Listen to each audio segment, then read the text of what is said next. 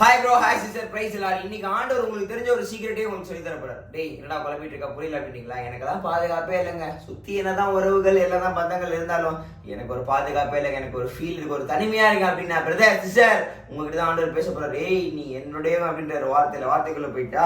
So Asia தீர்க்கதரிசன புத்தகம் 43ஆம் அதிகாரம் 1ஆம் வசனம் கடைசியில ஒரு சில வரிகளை மட்டும் படிக்கிறேன். பயப்படாத, உன்னை மீட்டு கொண்டேன், உன்னை பேர் சொல்லி அழைச்சேன், நீ என்னுடையவள் அப்படின்னு சொல்றாரு ஆண்டவர். எத்தனை பேருக்கு புரியுது பிரதர் சிஸ்டர்?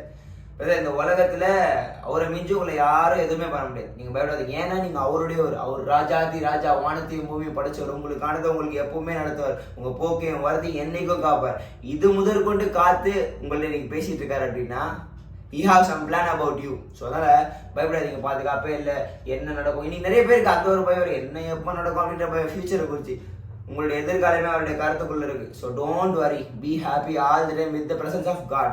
கர்த்தரை விட்டு எடுபடாத ஒரு நல்ல பங்கு தெரிஞ்சுக்கோங்க. ஒருவேளை நீங்க ஒரு எந்த மதமோ இருந்தாலும் சரி, எந்த ஜாதியா இருந்தாலும் சரி, கர்த்தர் உங்களுடைய வாழ்க்கையில ஒரு வாட்டி இயேசு கிறிஸ்து ஒரு வாட்டி வாய்ப்பு கொடுத்து பாருங்க.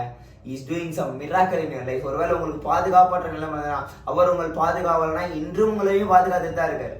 ஓகே, நீ வேற அப்படிலாம் தள்ளுறது கிடையாது.